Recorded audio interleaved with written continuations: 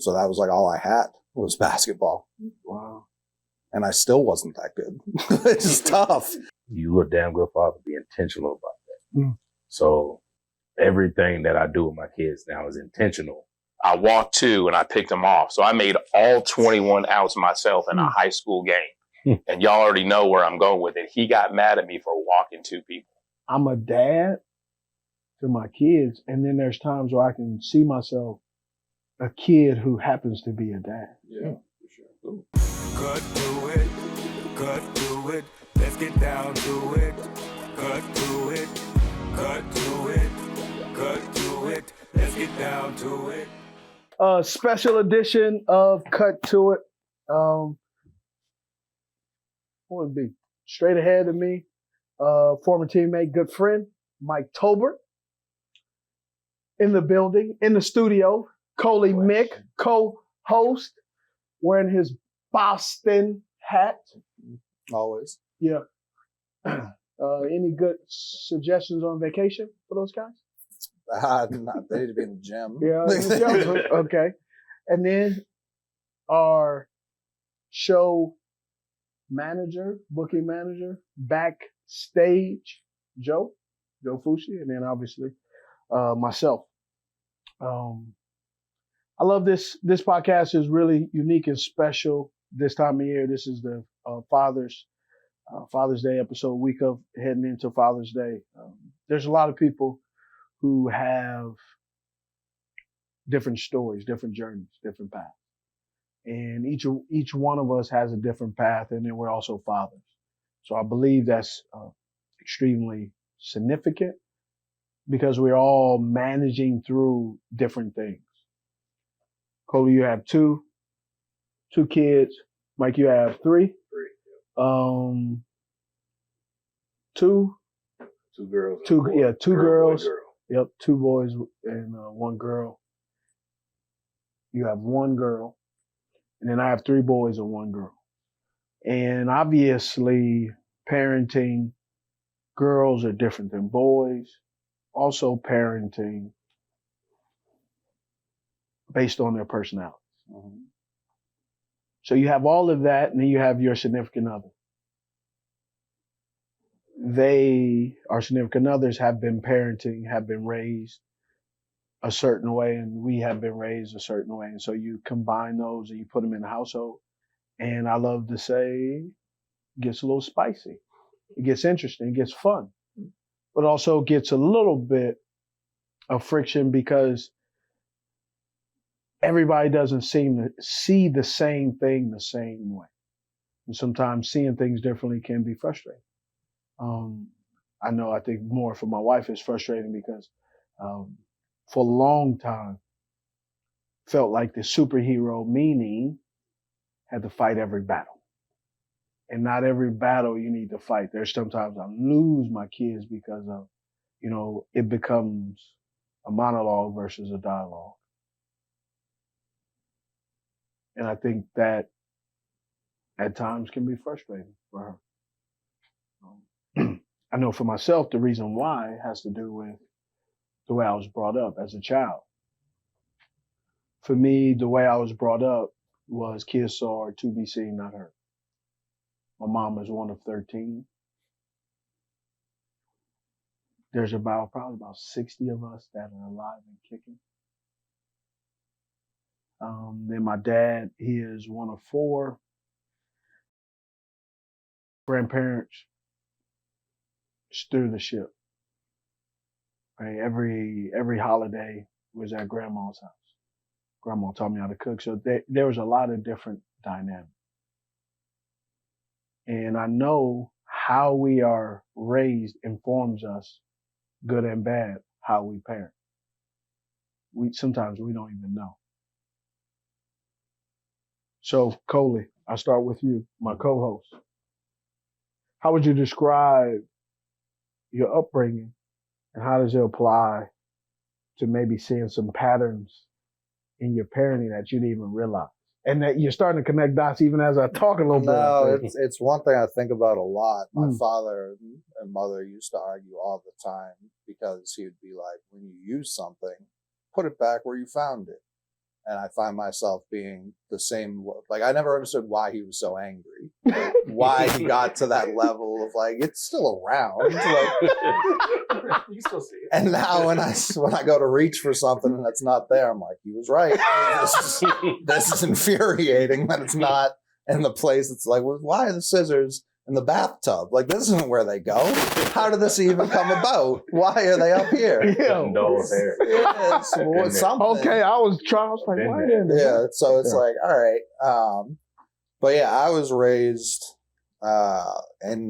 in Boston by a parent who worked for the city and another parent who worked for the state. So true Boston, lower middle class. Like, struggle is not the right word, but it wasn't the easiest thing that's ever happened either. And it was made more difficult when I was 1, my father got cancer to the point where they read him his last rites. And so I lived my entire life waiting for him to die. And I don't mean that as like he beat the cancer and lived for 25 more years after that. But he also raised me in a way like, listen, I might not be here tomorrow. So I was in training to be the man of the house every day, which is an immense amount of pressure that he knew it was an immense amount of pressure, but he also just thought like, you need to graduate high school and graduate college so you can start contributing, because he thought he was going to die every day. So that was depressing way to grow up, constantly staring death in the face. But he did raise me to be a father at the end of the day. That was how I was raised. I was always raised to, he talked to me like a medieval lord, like our last name means everything. He was like, listen, it's us against 7 billion people. So if you're not ready for that, I don't know what to tell you. So I was constantly like, my last name means everything. I've accomplished more than anyone with our last name. Like it is not. We are not some royal family. We are like my mother's parents and my father's parents both came off the boat in the 1920s. Like they're none of From where? From Poland, Ireland, and Italy. Wow. So like we don't come from anything. We have no rich history of anything. But he was like, our last name means everything. So that's just how I grew up.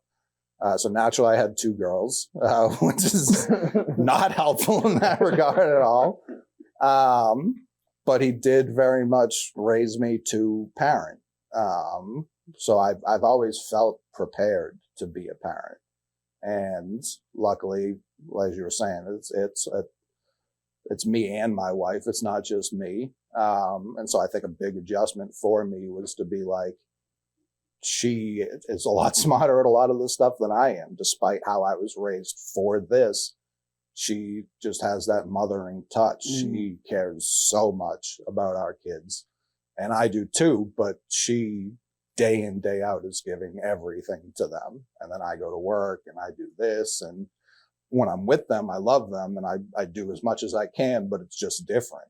It's different watching. And I think she thinks I'm not doing as much, which is probably true just based on the pure man hours. And I think it wears on her and it makes her tired, not tired with me, but just like physically exhausted. So I think when she sees she's pouring all of her energy into it and I'm more pouring, I don't even know what it is, but care and attentiveness, not that she's not caring, but when I'm doing things differently, I think she, can get angry with me, which I think is normal. I don't think that's crazy. No, that's not. Wow. We're going to come back to some of that. I'm fine with that. Yeah. Wow. And to be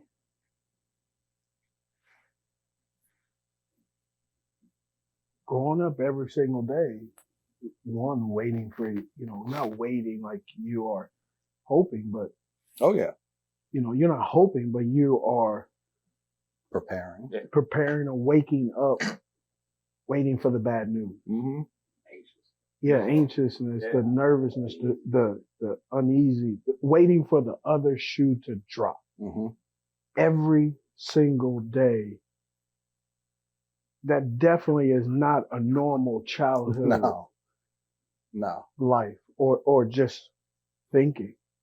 No, it was a ton of pressure. Yeah. Like immense pressure. And I'm an only child, obviously, too. So there was no one else to lean on. It was like, it's you or the family collapses from underneath. Which is a terrible, I'm saying. Yeah. It's a terrible thing to think about as a young man. Mm-hmm. Right. As a parent, it's terrible. As an adult, it's a revolving door. Like you got to learn how to shut it off. But as a kid, you have no skills to know how to compartmentalize at all. No. Yeah, it was a tremendous burden. But it was the reality of the situation. I understood it. And it was kindergarten, first grade, third grade. They tried to hold me back because of my maturity. So I was a little jackass. Like I was again, I'm the youngest kid. When I'm 16, it's not that big of a gap. When you're 4 with 6-year-olds, like that's a pretty big gap. Yeah. And so, but my grades were always top of the class. So they didn't really have anything to stand on. But emotionally, you were behind. And I still am. Emotionally. For sure, yeah. 2 years younger than, technically, still in pull-ups a little bit. Yeah, for sure. Yeah. Second grade, I can remember only like a mile and a half, but walking home every single day, going home, just sitting there and like just kind of waiting. So yeah, I was just left to my own thoughts for all my life pretty much until I got to high school or even middle school when I just went to the courts every day because that was like my safe space. That's what that jumper became. Yeah, pretty much. Like I would just be there from school got out at 2, courts closed at 10. That's when I got home. So that was like all I had was basketball. Wow. And I still wasn't that good. It's just tough. It's real tough. A lot of hours put into being okay. Good work ethic. Yeah, tremendous. Yeah.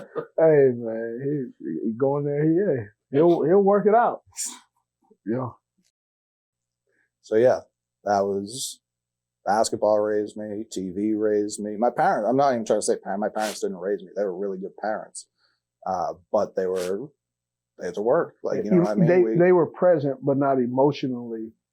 Yeah, it was just different. You know what I mean? Like my mother is 100% Irish, and Irish Bostonians you don't talk about anything. You know what I mean? You just keep it in here. And my father's Italian and Polish, but I don't really understand. Like I don't know my Polish heritage at all. I know him as being like very Italian, and his cancer was up here, so he pretty much lost his voice. So it was very gruff from all like the radiation. It was very gruff. It was very like an angry whisper.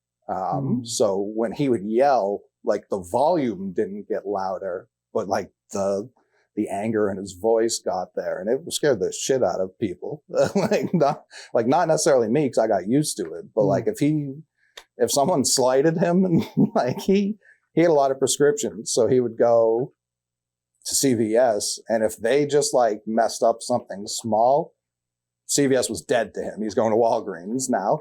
If they messed up, he would forgive CVS and be back there. Walgreens is dead. So like that Italian vindictiveness is for sure something I carry. Appreciate you sharing that. Yeah, of course. Yeah, no, I mean, I love my parents. They lived paycheck to paycheck, and they did everything they could for me. I can't ask for more than that. Yeah, I'm from Georgia. I grew up single parent household. My mom was mother and father from the time I can remember. She did everything. You know what I'm saying? It was me and my older sister. My older sister was 4 years older. My mom is the reason who I am today. She taught me how to be a man, even though you say a woman can't teach a man how to be a man. She taught me how to be a man. She taught me my work ethic. She taught me, the drive to figure it out. In our family, we like to say we got to figure it out bone. We was born with an extra rib. It's a figure it out bone. No matter the situation, no matter the toughness of the situation, whether you're getting kicked out of a house, getting evicted, or getting your car repossessed, we got to figure it out. Because she would always say, we got to figure it out because I got to go to work in the morning. You got to go to school. You know what I'm saying? So I carry that with me, today. I even told my wife she had to grow a figure it out bone because she didn't grow up the same way I grew up, like you said. My wife, she's from California. She grew up, nothing against California anyway. But I ain't saying that. That's why I had to say that. She's from California, but, you know what I'm saying? She grew up, mother and father in the household, her and her little brother, but they had a lot of family around. They had a lot of help, right? They wasn't ball means, wasn't well off, but they made do, right? But they had two parents, it was just my mom. And she, like I said, she was the rock, and I take a lot of what I do with my kids from her. I see some of the things I say and I'm like, dang, I sound like Cece. You know what I'm saying? Just like, I sound like my mom. Or my son will be like, you sound like Grammy. You know what I'm saying? Because he's heard her say that. And then I'm right behind him repeating it. I say that, I'll say this. I am the father I am today because of the father I didn't have yesterday. You know what I mean? My dad was never around. I can remember vividly seeing him twice. That was one time I was 12 years old and my mom took him to court, tried to get child support. Right? He lied, did all that stuff. And then I saw him the day I got signed to the San Diego Chargers. We had a party at my sister's house. He came. And I'm kind of like, we good over here. Like, you know what I'm saying? That's the only two times I remember seeing him. So I take that from all the experiences that I had as a kid, all the football games, basketball games. That's one thing my mama did is she wasn't paying for no babysitter just because she couldn't get off until 6:37. So if I can stay at the Boys and Girls Club till 6, then she come get me. So I was in everything as a kid, right? Somehow made every football game, every basketball game, every baseball game, every wrestling match, every track meet. I ran Fat Boy Relay. Y'all know what that is. You know what I'm saying? 4x1 for the fellas over 240. I always say that I'm the father I am today because of the father I didn't have yesterday. You know what I mean? So I'm going to be at every dance. I got a dance recital tonight. You know what I'm saying? For my youngest. Going to that. I'm at every football game. I'm coaching my son's football team. Basketball, whatever they do, I got to be present because I didn't realize it until I got older, but I missed that influence. You know what I'm saying? I never really had a male role model in my life until my aunt got married. And I was 17 at the time. You know what I mean? Somebody that I could call on, talk to day to day that genuinely cared about me. You know what I'm saying? Like my uncle was there, but he got his own kids. He had a whole lot of stuff going on, but I could really talk to him. You know what I'm saying? And I felt like we related more. You know what I'm saying? So I never really had male role models. I had coaches, I had friends and their parents and stuff, but it wasn't mine. You know what I'm saying? It was different. So that's how I grew up, man. And it's been a whirlwind, but at the same time, I'm grateful. I'm grateful for my upbringing because it's made me the man I am today. It's been unique, obviously me and you been in a locker room together and seeing you now and hearing you talk, it connects the dots for me of why you were such a charismatic and high energy guy, right? Like me and you always understood each other, right? And I know I was, for myself, I was, I'll go last. I was an interesting individual because I had an interesting upbringing as well, and so it really makes sense now, and it's really cool to see what you're saying, and then I'm going back in my mind, going, oh, yeah. So, and then obviously watching you as a dad, man, I can see that you're filling in that gap for what you missed.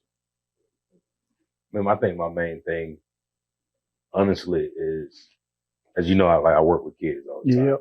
My main thing is to make sure that kids in my area, you know what I'm saying, don't feel the same void that I feel. Yeah. You know what I'm saying? Especially my son, because I'm raising my son to be a good man, but I'm not raising him to be a good man for him. It's for his wife, his kids when he have kids. I want him to continue that. You know what I'm saying? Yeah. So, and speaking like what Coley said, when you remember getting off the bus, walking home, being home by yourself, I was the same way. Yeah. You know what I'm saying? Trying to cook bacon at 9 years old and stuff. I got so good at making eggs because it was just like like I said, we always have food, but it was like not this like huge. It's not full, it's not. You gotta figure it out. Yeah, you gotta figure it out. And I was like, I know I can't mess these up too bad. Put piecing together a meal every day. Yeah. So, Joseph. So, just listening to you guys talk, and we've had the opportunity to interview a lot of individuals, male and female, and everybody is from different places, but a lot of our stories are a lot alike. I mean, there's one piece of it you can take from somebody else. So when I look at mine, I listen to you guys. It's like it's almost a conglomerate. You're from the South, you're from the Northeast. I grew up in Las Vegas, so I've already got a strike against me right there. And my father parented me out of fear. I was in fear my whole life. I would get the brakes beat off of me. I mean, sometimes I deserved it. Let's be honest. I was that little a-hole, but a lot of times I didn't. It was just because. So being led out of fear, whether it's your father's going to pass away, you don't have a father figure role model, takes a toll on you. From my perspective is, man, what am I going to mess up today? Because I knew if I messed something up, it was on me. Whatever he could get his hands on, I was going to get hit with it. Didn't matter what it was. Growing up in athletics, my father was in my life. He was always my coach, but the feeling that I got going through my life, as long as I was good, he was cool with me. Like if I pitched, I played high school, I played college, I played a little minor league professional baseball, and as long as I was good, he was all about it. But like if I did something wrong, then he would always lead out of fear. And I remember there's certain glimpses of life as you go back on. In high school, we all know it's 7 innings, 21 outs. Well, I struck out 19 people. I walked 2 and I picked them off. So I made all 21 outs myself in a high school game. And y'all already know where I'm going with it. He got mad at me for walking 2 people. Like, I'm pretty sure there's not a lot of guys in this world at any level that have made all 20, and they were garbage, but it's okay. Yeah. I still got them numbers, right? You did it. So he would always take the negative out of it. And, a lot of times our coaches will, they don't want you to fall in love with yourself, but it'd be nice to get some recognition. Not that we always want that attaboy, but getting that from a parental figure is something that we all want. No, I'll interject. It's what we need. Thank you. Facts. It is. I retract it. It's what we need. And no matter how good you think you're doing, you look at Jimmy across the street, like his parents are there having fun with him. And, sometimes you're speaking like, dang, like, man, I wish I could have that, but you can't say anything because then you get jammed up. True. From my age of probably 9 to 12, I probably spent 6 to 8 hours a day in a casino. My mother had a gambling addiction, and she would take me, and I would go sit in a casino in an arcade. And to this day, I can't stand a maraschino cherry because that's all I can't believe I didn't have diabetes. I would drink Shirley Temples all day long. And every once in a while, my mom would come in and throw a bucket of quarters at me, and I would just play pinball and, video games. So I'd go home and I would get jammed up for something. And then I always lie for mom. Where were y'all at? Oh, we were at so-and-so's house. So I'd cover for mom because at least, in my mind at the time, she was showing me attention because even though it wasn't true love, I looked at it, shoot, I'm getting free drinks and playing video games. This is great. Right. But in reality, it wasn't. You know, my best friend was like a cocktail waitress. You know what I mean? That was just the way that I grew up. So when I look at my childhood, and I think athletics kind of saved me and helped, because all my coaches were that parental thing that I needed. I would always want to go to coach's house, right? I always want to, hey, can we go at pool party? I'm in. I'll bring the snacks. Can I go? I just didn't want to go home. Right. You know, I knew I had a talent. So as I started getting up, you started to get recognition. That was all about my dad. That's when he loved me most, when I was coming up through high school, because he knew my name was in the papers, so he would be associated with that. So my mom dips out on us. We lose our house because she gambled it all away. Back in the day, you could sign a loan for anything, right? Today, it's all secure, but like back then, you just sign over your house. So we had no place to live, no place to go. Found a place to live at one of my friends' houses. I go to college. I went to Long Beach. Had some academic fraud, different podcast. But you know, I was 4 hours up the road. My father never saw me play a college game. My dad never saw me playing professional sports. My mom took a train from California to Iowa to watch me play in a College World Series. So, like, even though my mom kind of put me in this position, she was still trying to show some efforts, getting on a train and to go all the way to Iowa. I mean, that's a big deal. So again, just taking pieces from everything. And then I look at myself, and a lot like you, Mike, I want to make sure I do everything for my child that I didn't get or didn't have. And early in life, when we have kids, you don't know what to do, right? You're like, oh, so-and-so told me to do this. I knew what not to do. So anything was better than that. And just being a part of Ava's life. And, you know, you know my daughter very well. I know you know my daughter. Just being able to be part of her life, whether it's the kids in the neighborhood, whether it's her life and her friends, because I sit back and all of our children, when you think about it, all have friends. As you start to get older, you know, they'll start to do that. And you can tell within the first couple of times you meet a young man or a young lady if their father's in their life. You can just tell the way they act, the way they behave, and the way they adapt to us. We interact with them. And my wife she's the always, shouldn't we look at the other side of the situation? And that is not me, right? It's black, it's white, it's you wronged me, it's a wrap. Yeah. And so we butt heads a little bit in a healthy way. But she's always, well, did you ever think about what they're? Absolutely not. I'm not thinking about what they said. They posted that on IG about Ava. No, I'm not thinking about what they have to do. But that's where we rub is. We've been married 25 years. Her best intentions are to make our daughter be the best person she can be, and you know, turn me into hopefully a more understanding person.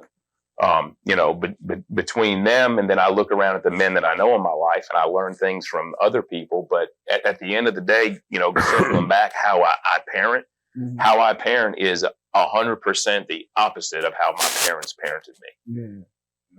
For me, how I parent, it's a tale of the tape, because how I parent when I was young, first, you know, have 4 kids, you know, 3 technically, legally, 3 adults, 1 child, right? And and how I parent, one was I parent the way I was parent, out of fear, right? Like my parents, my mom wanted me to fear her, and I did. I feared her response, feared if I didn't do something right. And so that weighted on me. That weighted a lot. And it took me a very long time to really get out of it and kind of really see anything that wasn't in that lens of, and when I grew up, I always did everything. I didn't do it good enough. And man, my mom did some things. Like she instilled things into me, man, that you just shouldn't as a young kid, right? And this may sound so stupid, but this is how it was. So, you know, not a very tall individual. And I remember I was, by the time I was at least by 14 years old, I knew how to cook, wash dishes, knew how to iron clothes, I knew how to wash clothes, and also knew how to wash clothes and hang dry clothes without a washing machine and without a dryer. Right. So I knew how to wash my clothes when our wash machine broke, wash clothes in the tub. Right. Hang dry, hang it out on the clothesline outside, all of that stuff. Dry, wash it by hand and wring it out in the towel and then hang it over the doors, right? You name it, right? And it was very helpful. But it was also, I missed out on just being a kid, right? A kid just being silly. And I was not able to be silly as an adult. I was always serious. I was always about that business. I had no time for jokey jokes. And you definitely not having a jokey joke on me. And at times that really got in the way because I wasn't jokey joke either at the house. Like the kids clown on me, boy, I will shut the whole party down. Ain't that right, Bound? Right? Like Kiki on dad if you want to. But man, I came to this conclusion and then just realized, man, it may sound like somebody's listening to this or watching it. You're like, man, shut up, bro. Like, it ain't that serious. You didn't.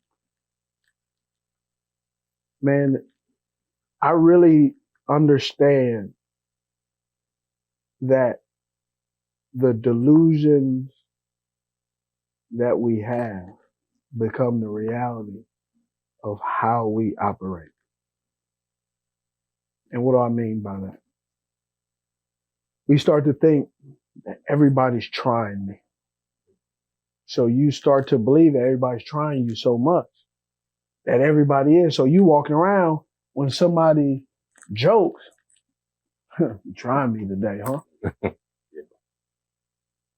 The doorman, this person, that person, they trying me today. And that's how I conducted myself. I'm 40, so I would say about 90% of my life. Right? There's times because of my job, people have said I would say the phrase sometimes. And I've seen the comments like, man, he said something like that. What does that mean? I say, man, I'm a kid from the hood. I don't need cheddar. And that what I'll explain is, I grew up where the food that we received was blocks of cheddar cheese, unmarked peanut butter. And so that's the cheese I ate. I did not eat pepper jack, buffalo cheese. I didn't eat all of that. Huh? Yellow. Yellow. Yeah. Yeah. Right. Cheddar. Block, that long. A block. Just heavy, just dense. Right. And it came with a bag of cereal. Yeah. And so that's what I experienced. I didn't experience what my kids are experiencing. I only knew that at the time. And it took me a very long time to get out of thinking that delusion of everybody's trying me. And understanding they're not trying me, bro. They're just not paying attention. They have their own stuff going on as well. They are struggling in this area at their job that you happen to be the customer. So you got to give them some grace. Now, I'm still allowed to be frustrated, but I came right on. I will see you when you get off, right? And it's just for me, that's what I ultimately had to figure out and learn, but I also carried that into parenting. right? Looking at my kids, not as my kids, but like, they tried me today. These little 4 mongrels, right? Yeah. But also too is like I tried to soften up and then I wasn't able to. And so I parented earlier on, and now as they're older, thank goodness, I get another opportunity to come alongside and try to fill in those gaps and holes that I missed in their childhood. Now to say, hey, even follow up like, man, I'm sorry.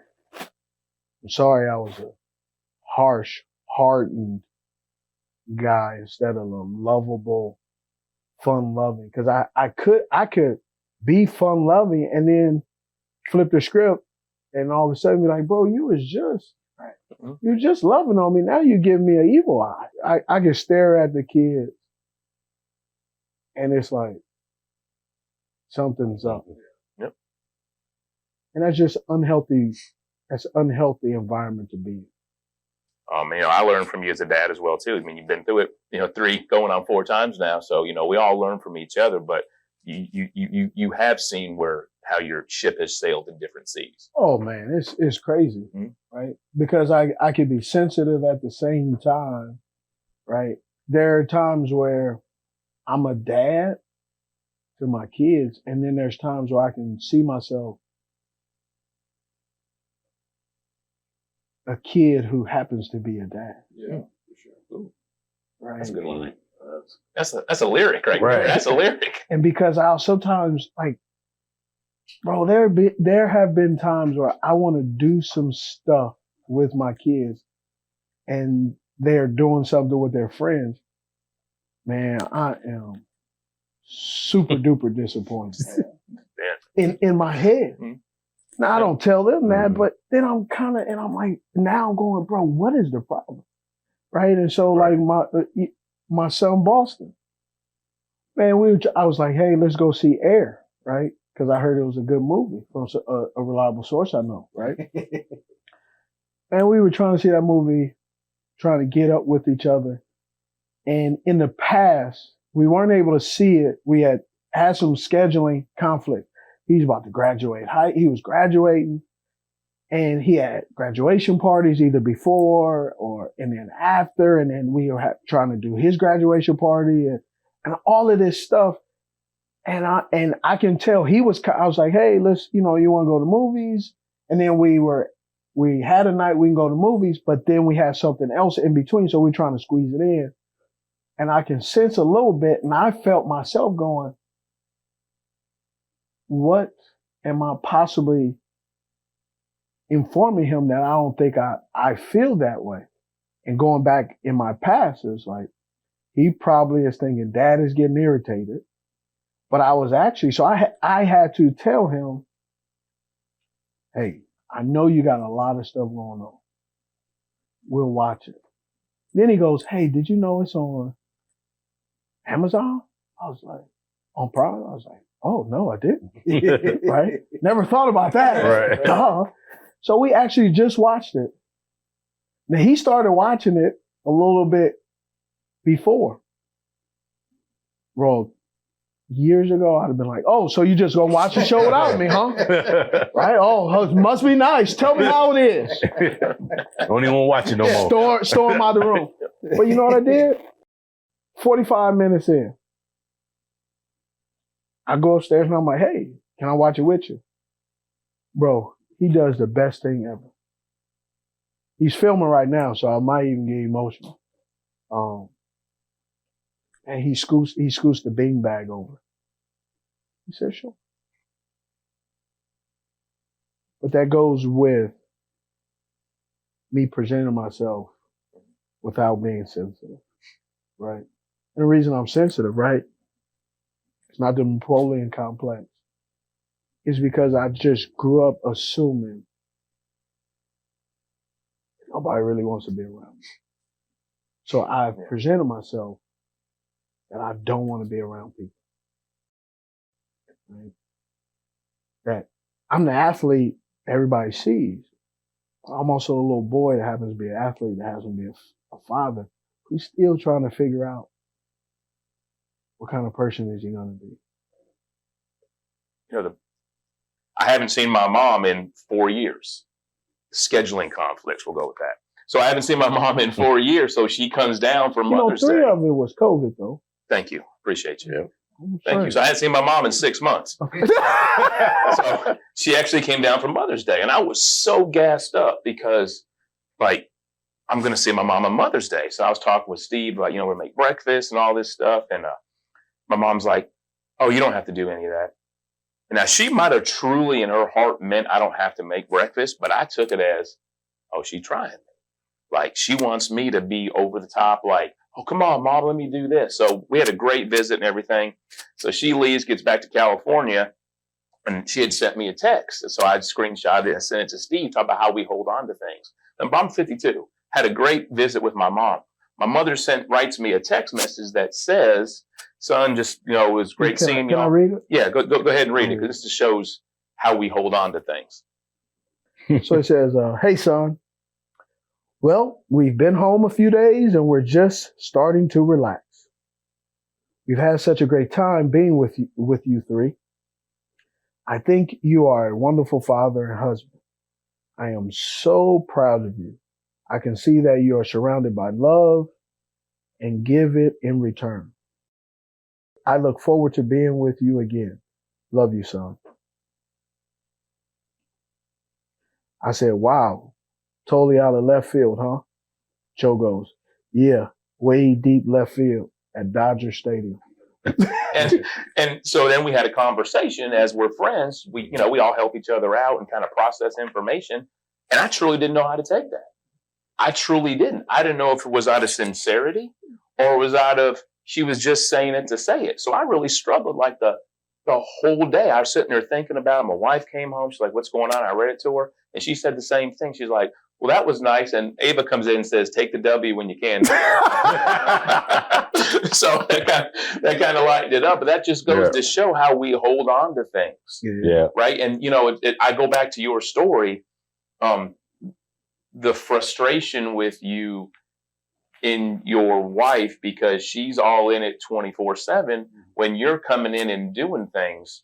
And I understand that piece because we're all working, we're all moving and shaking, but that's the only thing you know to do when you come home because of how you were brought up is I'm going to try to have fun with my kids. I might only get them for 2 hours in the afternoon because they're going to bed, but maybe I'm not changing diapers. Maybe I'm not cleaning up. We're just playing a game. Yeah. So I can understand her side of the story, but also you're kind of stuck a little bit. Like you just want to enjoy them when you can. So when you said that, it kind of resonated with me. That's all you could do or wanted to do for that matter. Definitely. And she also she grew up with brothers and sisters. I was an only child. Mm-hmm. So you're different in that regard. Yeah. We parent so much out of what we didn't get or sometimes over because we know what we were missing. I was at my son's graduation and one of the speakers said this and it was really good. And it made me think, right? How many times have we really asked? Because it says somebody has always asked, especially us guys, right? What do you want to be when you grow up? And a football player, a doctor, a lawyer, a policeman, a basketball player, a YouTuber, a TikToker, right? But how many people have asked us about our journey, really? And the other question, the real question was, who do you want to be? And with each kid, it's a different graduation. But for one particular reason that stuck out to me, what do you want to be? We're asked all the time. But rarely are we asked, who do we want to be? I mean, I think that's just something that our society is missing. Is we focus on what kind of ball player, what kind of scientist, what kind of whatever major, whatever that degree or but we never ask about the person that's going in that field. It's a constant battle, you know, especially for myself. When I retired from the league, you know, I mean, Steve knows, I battled depression big time, you know what I'm saying? And I still deal, you know, day to day, you know, but as I go through my therapy sessions and I'm talking to my therapist, you know, there's one thing that she always says is, who are you? Mm. You know what I'm saying? She always says, who are you? But in a way of not the football player, not the businessman, not the friend. Who are you? You know what I mean? And the only thing from 2019 when I started, you know, going through this mental stuff, the only thing that kept coming back to me is I'm a damn good father, you know? And that was, like, I didn't care about the money. I didn't care about, I wouldn't even say I'm the best husband because we all got room to improve, but I know I'm a damn good father, you know? And one thing that actually we just talked about this a couple of weeks ago, which is funny. She was like, she asked me every time we end the session, like, who are you? You know? And then I tell her, I'm a damn good father. I'm working on this and this is what I'm working on moving forward. Right. And she says, let's be intentional. I'm like, well, what do you mean? She says, everything that you want to be, you have to be intentional about it day in and day out.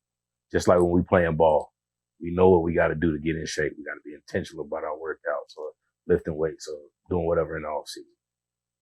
You a damn good father, be intentional about that. Mm. So everything that I do with my kids now is intentional, you know, but at the same time, I still catch myself like, I can't say that. Mm. You know what I mean? like you say something and you be like, who are you talking to? Don't talk to your mom. You know what I'm saying? Like, how do you think you became a good father? Like what? Because you didn't have one growing up. No. Did you watch? How did you learn? How do you feel that way? So I would say I learned, like I said, from the experiences that I didn't have. Mm-hmm. You know, I learned how to be a good father from not having a father. I think my story is a little bit unique because I'm like a walking miracle. You know, I was born with a hole in my heart the size of a quarter. Mm. You know, I wasn't supposed to live past 5 days. Wasn't supposed to ever be able to walk. Wasn't supposed to ever have kids. And here I am, 10 years in the league, thriving. You know what I'm saying? Mm-hmm. So the fact that, like, when my wife got the call that she was pregnant with our oldest, who was about to be 12, like, I broke down crying because I never thought I was going to have kids. Mm-hmm. You know what I mean? So it's one of those things where I'm so appreciative of the family that I got because I never knew that I was going to have a family. You know what I'm saying? Mm-hmm. And that's why I got friends, but all my friends are family. Like, y'all are family to me. You know what I'm saying? Because I don't believe in friendships. Because if you're a friend, you're an acquaintance. If you can call me and I can give you anything, you're family. Mm-hmm. And vice versa. You know what I mean? Mm-hmm. So becoming a father in 2011, when my oldest was born, shaped me to be able to raise a son, another daughter, and to be constantly in the moment. You know, if my kids were here right now, they would know to be sitting down in the corner right now chilling. You know, one of them.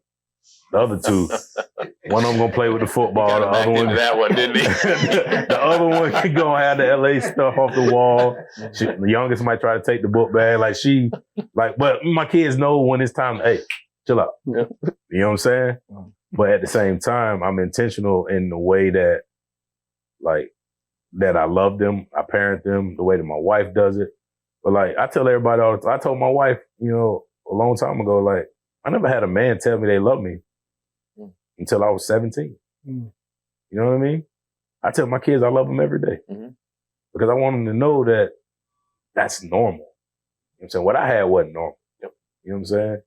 So now, as I'm in the age of post-football, you know, no more family being secondary to the career, and I can be intentional and know that if all else fails, I'm going to be a good dad. Yeah. Right? And I can be intentional with my kids day in and day out. Tell them I love them day in and day out.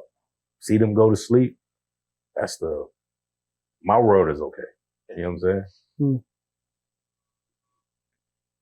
know, it's just being able to have that trust with people. You know, like you said, Yeah. you know, you trust. A lot of us trust each other like we're family, but just being able to get that takes a while to get over the hump, man. Yeah. You know, when you said you never had a man tell you love when you were 17, he about came up out of his chair. Like that resonated with you, man. Like what? I immediately thought, like, did you reject it when it first happened because it was so foreign? Yeah. I mean, I wouldn't say I rejected it. There's just certain people you click with. Me and Therian clicked, right? He's not that much older than me, but he understood what I was going through. You know what I'm saying? As a high school athlete and as a kid growing up that has to fend for himself, the man of the house at a young age, you know? So when he said it, he was like, all right, nephew, love you, boy. It was like one of those quick ones, you know what I'm saying? Like you did with a girl when you was young. You was like, all right, love you too. And see if she called it. You know what I'm saying? It was like, all right, nephew, love you, boy. And I was like, all right, love you too, huh? And then it didn't really hit until I kind of sat back and thought about our conversation. Did you reject it? When was the first time you heard? My parents always made sure to say it. Okay. A lot. No, it is an important thing to tell people. Yeah. And I do think some people either don't know how to say it or make it out to be too big of a deal in their own head. I'm saying the sayer, not even the receiver. No, that's legit. But yeah, I do think some people hesitate too much. Like you can be gone tomorrow and then you're like, I wish I'd said that when I had the chance. Right. And I do think people think there's more time than there is. I say this as a Celtics fan right now when everyone's like, oh, we're in the middle of a window. You don't know that. You do not know that. So yeah, that's what I think of, just saying things, not waiting to say things. Did you know you were loved? Oh yeah. See, they went 1 for 1. So they just showered me with love in the ways that it's not like they were like pouring gifts on me and stuff like that. But I never questioned if I was loved. Well, which helped. Yeah. Well, like, you know, my dad would tell me he did, but I didn't believe it. Like how you gonna beat the brakes off of me? Then 2 minutes later, it ain't for my own good. I promise you, it is not for my own good. This is not helping me. She's just putting it on me. I cannot use this on that. But like he would say it, like I didn't like. Yes, I throw a change up. This ain't how you love somebody. Yeah. Again, I'm not saying discipline is incorrect. I'm saying there's ways to provide discipline, and it's not in the manner in which I received it. So even though he said it to me, it's just like, all right, like I don't know about that one, man. Like, I'm gonna sit on that one. I don't know about it. Yeah, I'm the same way, you know. But I discipline my kids. Well, my son. I let my wife handle my girls. I won't put a hand on my girls. I don't want them to equate that with a man being able to put their hands on. You know what I'm saying? But my son, if he get it, he get it. But I also have a conversation with him afterwards. You know, like, this is the reason why. Make sure you understand. This is what you did. These are the consequences that your actions could have caused. This is the reason this happened. You understand? Got it? All right. Turn the Xbox off. You know what I'm saying? Like, is a reason. Yeah, it came out of a genuine spot. Like mine was just cause. So. Oh yeah. See? GP. Morning whack. Like, what just happened here? One bowl. Bam, come on in. Well, this is my son, Boston. Yes, he's taller than me. He loves that. He's our third. The second youngest. He used to be the youngest. I guess the older two says he's my favorite. But what's funny is they all have gotten different, unique opportunities with me that they don't see, right? But, you know, it's just kind of how it goes.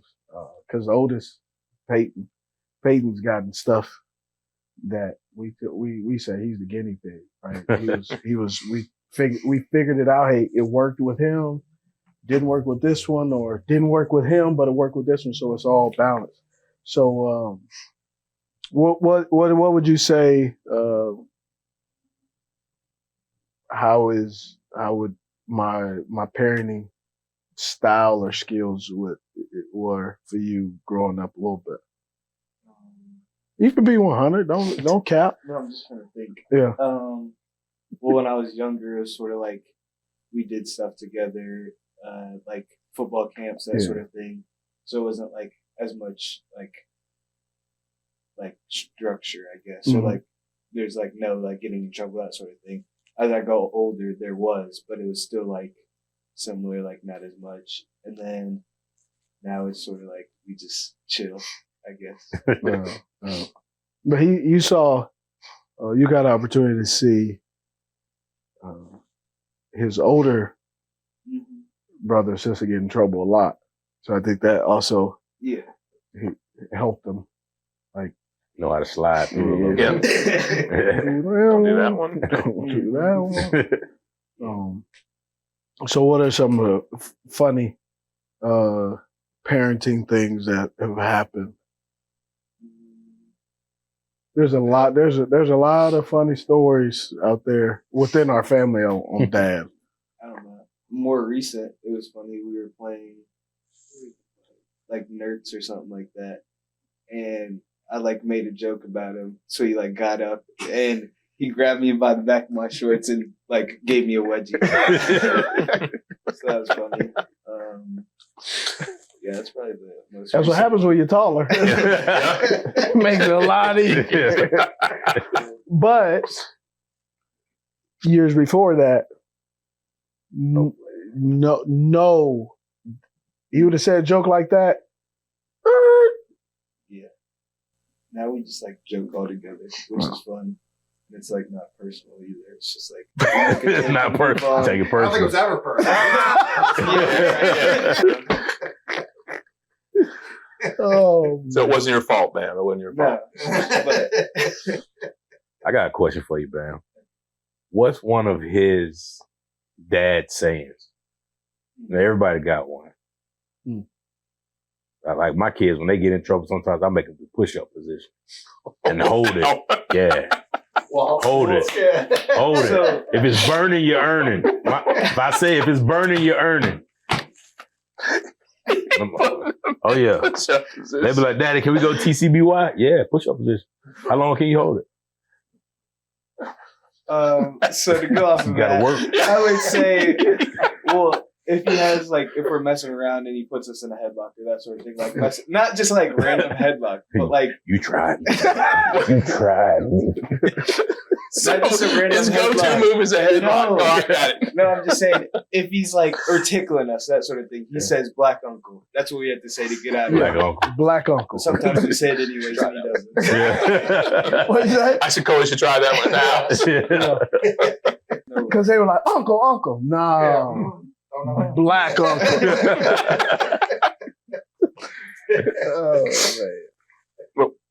You know, and seeing Boston sit here, just watching you grow up, because I've been around a minute, watching you grow up and watching you how you interact with your father, it's really cool to see the relationship that you guys have. Because, like you said, you can chill. You're like one of the fellas. Like you can cut up with him, you can joke around with him. So it's really, really cool to see that you have the availability to do that as you change through the years, man. So sitting back and watching you guys' dynamic, as well with your other children, and Deucey's a handful, but just to see, you know, the interaction you guys have, and I've seen from years ago to today, it's just really cool that you guys get to do what you do together, man. It's really cool to watch. It really is. What's cool though, you know, it happened by accident. Is early in my career, I used to do football camp. So I did a football camp here in Charlotte every year. And then I would do 4 or 5 camps on military bases. And so we would go through Procter & Gamble, shout out to Pro Camps. They're doing other guys all through the league. They do so many other guys as well, basketball, baseball. But we would go on military camp, on military base.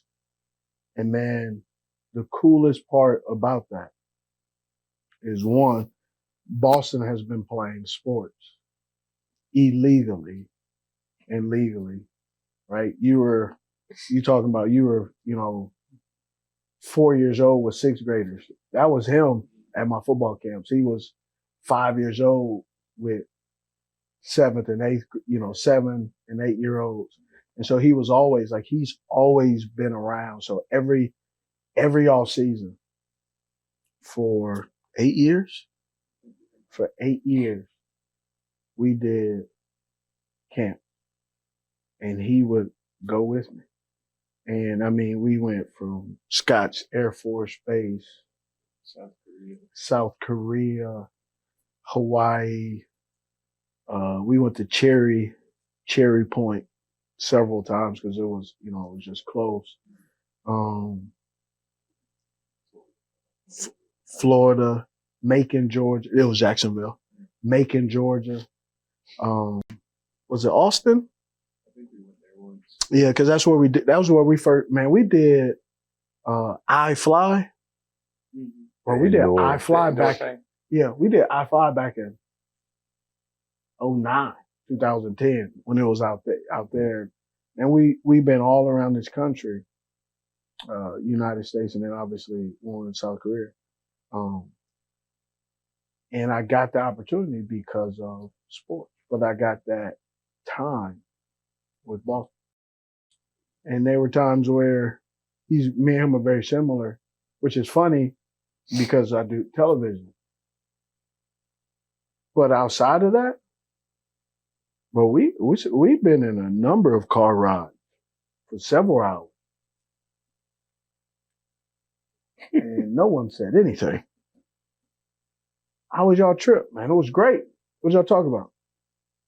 Nothing. Did he partake in the Sunny D event at that camp? I didn't drink the Sunny D. Okay. I told you, man. I thought I said. So I had a Great, man. So I had a football camp, and we had a local sponsor. Now, you haven't necessarily been in South and in North Carolina on a consistent basis, but you got a whiff of the humidity at times, right? You got a whiff of it, It's a sprinkle. So we do a football camp, and it's in June, and bro, it is hot. And guess what our title sponsor is? Sunny D. Hot. Actually, it was not hot orange. It was well cool. But we had Sunny D when they came out with all the different colors and flavors. Bro, Sunny D was a assassin. Bro, these kids was barfing up Sunny D like they was giving out free lotto tickets, bro. It was, but they weren't passing out, bro. It was just going, right? Oh, it was kids falling out. We probably lost 10 kids for the next day, bro. I walked up to my guy, Adam Ross. I said, Adam, we can't do Sunny D no more. He's like, Steve. And they gave us, I said, listen, that Sunny D is not working as humidity. Bro, I've never seen so many kids projectile liquid. Kid going for a pass, so you could just see it like, ooh, Sunny D hit him. Nutritional value. 10% juice. All tank. all tank. And a little sugar. Oh, A lot of sugar, I think. dog.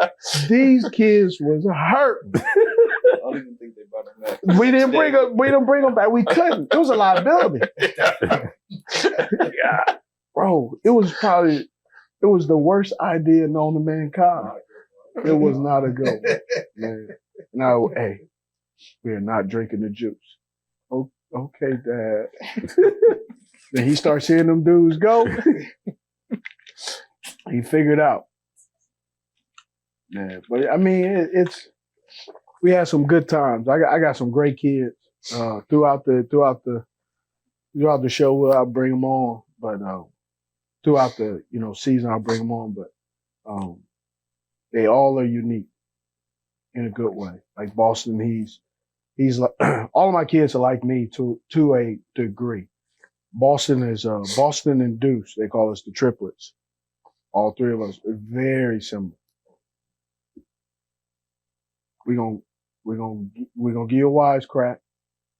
He's gonna say something. Not accept one Huh? back. Won't accept one back. Yeah. Definitely not. Black uncle. Yeah. Black uncle. Man, we'll be sitting there. I'll say somebody will say something. He's like, right? Just, and I'll be like, "You good?"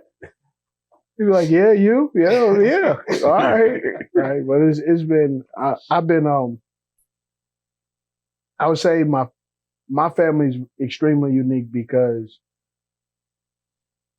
not the lifestyle of an athlete, but the lifestyle of always having eyes on us. We've tried our best to enjoy each other, and our circle is our sit. Like we do a lot of stuff together, right? And I think one of the things that COVID really did is show we all may get on each other's nerves and we all whatever.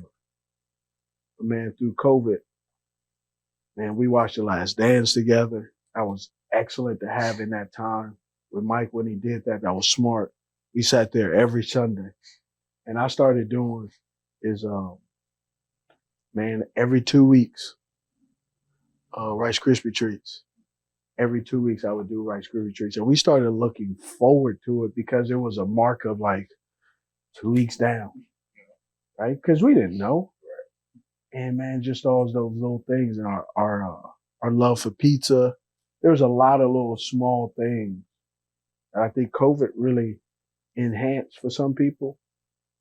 And for me, that's what it really enhanced to show like all the touchdowns I made, all the yards, all the broken tackles, all the great teammates that I've neglected and I didn't realize I had the best teammates in the world, which was my family. And so it was really good. It was a transitioning period for us. And also too is, mourning my career. Right? Mourning that I will never ever play again. Right? I think a lot of players underestimate that. I think a lot of family members underestimate that. I mean, heck, at the time when I was living, I turned my guest room into actually a golf room. Because when my career stopped, the visitors wound down tremendously. There was no reason for them to come out and visit. I'm like, man, I ain't got no visitors. I actually turned it in, I added onto it and built the golf simulator. Because we had no visitors. And it's not woe is me, but it shows like the sports as an athlete, how you're looked at. And then when it's done, what you're left with. And what you're left with is your family. But if you don't take care of it, if you don't acknowledge it, if you don't realize it, you can lose it. Big time. Funny you say that, you have your circle, you have your inner six, you talk about your wife, that sometimes you get frustrated, but the love she shows, you talk about you might have been a better father than maybe a husband, so one thing that all four of us here, we've kind of alluded to it, but like our significant others and how they help shape kind of what we do and how we interact. Like I told you, my wife's very, loving, caring, takes care of our daughter and, helps me become a better person. But like from a parenting thing, what's something that y'all have learned, from your significant other that you've adopted? So for me personally, it is that taking a second to take a deep breath and not just jump into a conclusion like I would do. You say something, but my wife would be like, even though I don't want to look at the other side of that story, Kim Fushey, I don't want to look at the other side of that story, but I've learned I have to sometimes because sometimes there might be something there that I'm missing that can help me say something to my child, say something to a friend. So it's that for my better half, she's made me a better person and a better parent by just trying to understand things versus just my way's the right way. And that's that. So what's one thing kind of y'all have taken from your significant other to make you a better parent? I think patience. Oh. Yeah, 'cause my wife, she's a ticking time bomb. You know, she's small but mighty. She's very impatient. You know what I'm saying? So that forced me to be patient. You know, so she's very like, kids doing something, she's immediately up, going. You know what I'm saying? And me on the other hand, I used to be like that, but now that needs to be a balance, you know. And she kind of pushes it to me now because she knows that she can pop off and say, you know what I'm saying? Mm-hmm. So her impatience forces me to be patient, you know. And I do a lot of discipline with kids, but when she goes, they know they really. You see what I'm saying? So it's always, they have a healthy fear of that, but they are terrified of mom when she gets going. It's like it's like when you hit that deep voice, you know what I'm saying? And they call perk up. When she get going, they always go, yes, ma'am. No, ma'am. I'm sorry, ma'am. I didn't mean it, ma'am. You know what I'm saying? Like they get super respectful, and with me, it's kind of like, I don't know. What made you think about it? I don't know. You know what I'm saying? So I got the patience because when she get going, His hands off. It's a wrap. that's on y'all. You know what I'm saying? My significant other, my wife Angie, is, and it's a laundry list of things. The thing I've struggled with, I think she does a good job, is empathy. Looking at other people's situation. And because I struggle with that because the way I grew up is I really didn't see other people trying to help us. So it's sometimes difficult for me to see it that way. I'm like, yeah, we say tough day for everybody.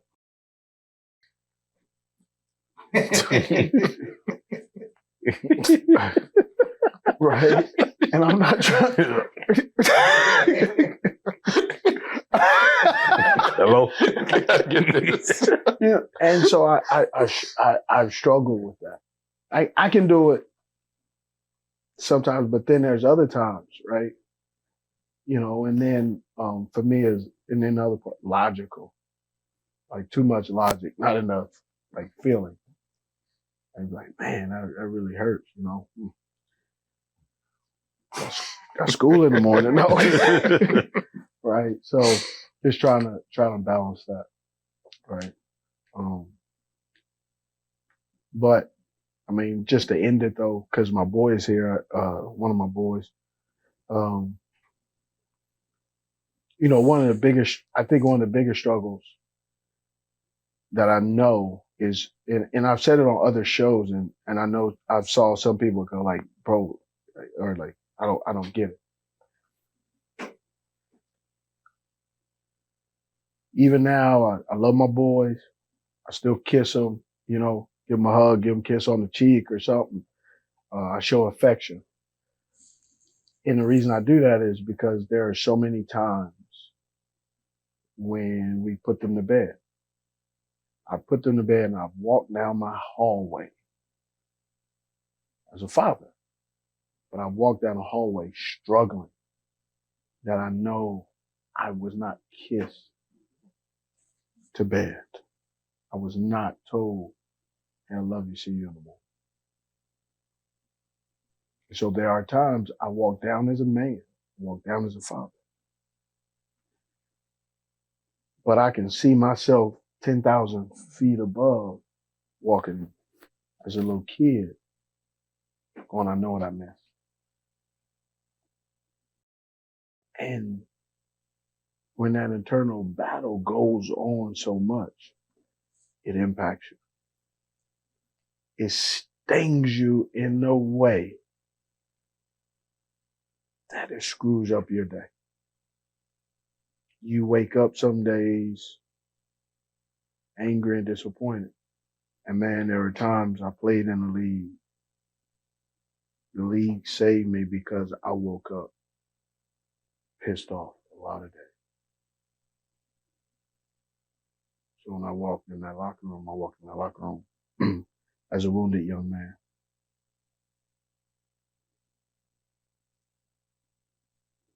And so now today is, man, I get up, man, and you know, when he was at school, when he was in high school, and I get up, and it's funny is I was such an intense dad, but man, the kids know I get up and I whip up some breakfast,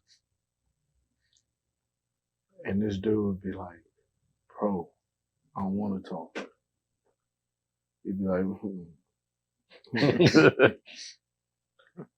but every morning I get up high energy. And he take that high energy eat, but he wasn't want to interact though.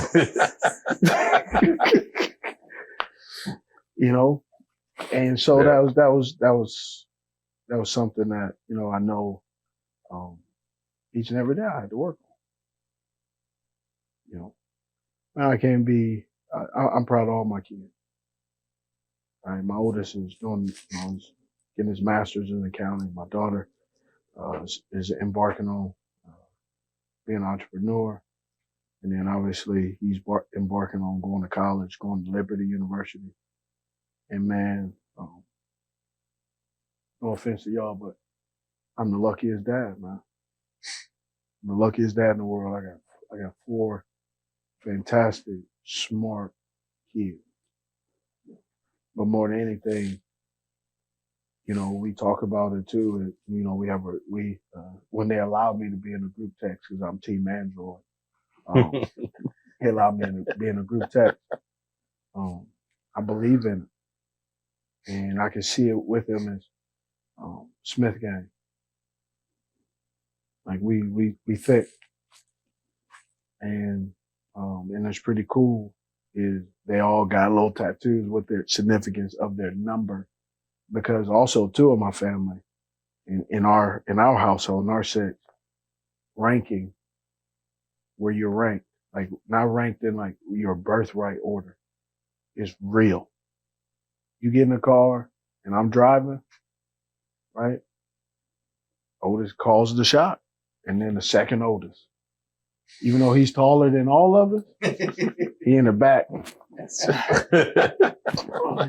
Might be taller. You know, but it also, there's a responsibility, right? The oldest. And when you're the oldest, you know, you're around whoever is the oldest, that's your ranking. You have more responsibility, but you also have more leeway. You know, Peyton's the oldest. He's required more. Like there's conversation I have with him that I don't have with the other 2 oldest. I just don't. And I won't bring it up. Because I was the oldest and I know responsibility. But I don't want the responsibility or the pressure of being the oldest on the responsibility. I want them to have the pleasure of where they are in the birth order and their individualism. So, man, it's been a great episode. I'd like to thank Coley, my co-host, former teammate and good friend, Mike Tolbert, business partner, booking manager, Joe Fushey, Boston Smith. We rarely call him Boston. His name is Bam. But when he gets called Boston, he in trouble. Sometimes now he's older, I call him Boston just to mess with him. Yeah. He'll get a look. But also, Bam, who's doing some photography, some videography for us, who's embarking on Liberty High School to do. What's your major? College. Liberty High School, yeah, Liberty University. Journalism, like specifically photography. Yeah. Yeah. So looking forward to him, and you know, when he gets opportunity, we'll allow Cut to it as we'd be his guinea pig. But he's doing real good. That's crazy. Yeah. He was 4 when I first met you. Yeah. Now he grown. Yeah. It seems like maybe a year or 2 ago, saw him. He was like, "Hey man, you seen Bam lately?" I said, "Nah." Showed me a video of him dunking. I was like, "Hold on, when he get 6 anything?" I ain't get that tall. Anything. Yeah, it's the same thing with TD and his son. Oh boy, that boy's a giant. Man, I ain't seen TJ in a couple years. Yeah. Man, TJ taller than him. Taller, yeah. Way more than TJ. Like, God, he's Yeah. a freshman in high school. Yeah. Talking about, hey, looking like Calais Campbell. That's exactly what he looked like. Like just a mammoth of a man. Yeah. You're like, what do you do? Anything? Nobody. All right. That's the episode of the Father's Day episode. Appreciate it. I'm Steve Smith Sr. Mike Tolbert. Joe Fushey. Boston Smith. Cut to it. Cut to it, let's get down to it.